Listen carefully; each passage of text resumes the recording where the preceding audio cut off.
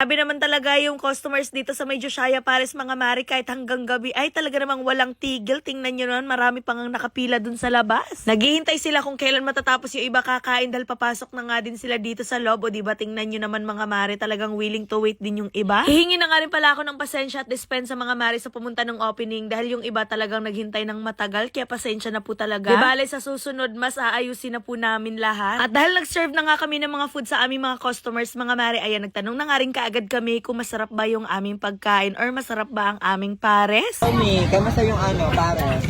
Lamig kayo. Ayun.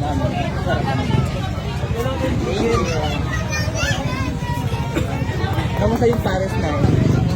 Masarap din. Ano yung pares? Wala na po yung pares.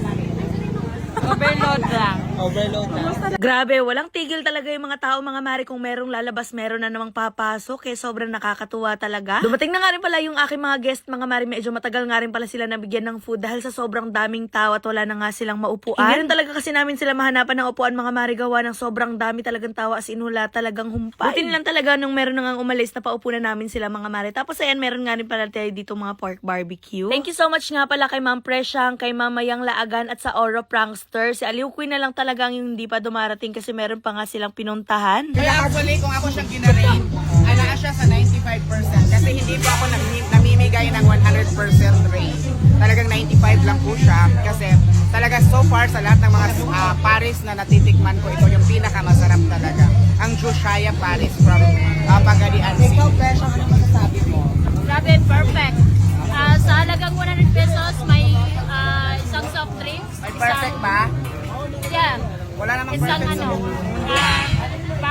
sa pares and rice. Ayan. So, sulit yung 100 pesos Kaya guys. fresh yung ni Presyang ngayon, no? Sabi ko, sobrang sarap ng Paris Overload.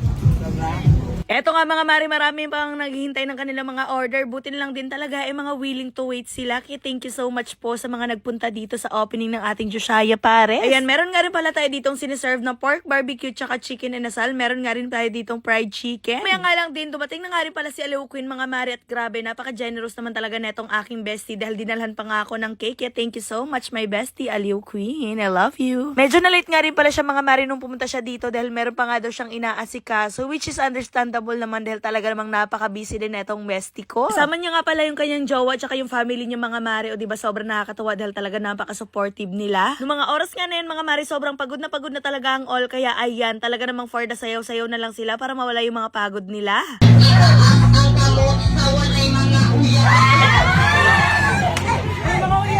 Anyways, thank you so much nga pala sa lahat na pumunta ng grand opening. Grabe, napaka-solid nyo. Anyways, sa mga nagtatanong kung saan kami located, bali located kami sa may Boulevard, Pagadian City. Tabi lang siya ng Tiki Bar. Serve nga pala kami ng beef pares overload with chicken, beef pares overload with pork, tapos meron din kaming fried chicken, meron kaming chicken inasal, may mami, tapos meron din kami ditong pork barbecue. For only 100 pesos mga mari, anli sabaw na nga rin pala siya, anli taba, anli gravy, anli rice with drinks na nga rin pala. O diba, mabubusog ka na sa 100 pesos mo?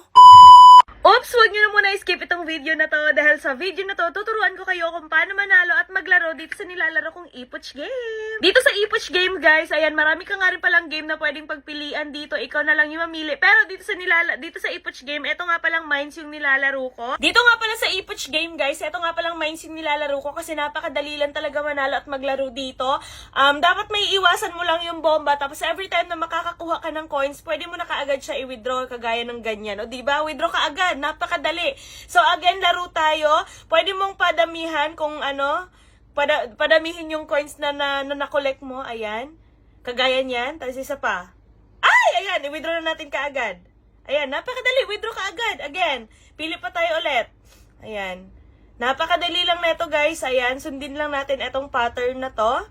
Let's see kung... Ayan! Nanalo tayo! Again, withdraw na naman tayo. Napakadali lang talaga guys, maglaro at manalo dito. Dapat may iwasan mo lang yung bomba guys. Ganun lang talaga kadaling maglaro dito. Ulit pa, isa pa. Ayan, dapat may iwasan pa rin natin yung bomba.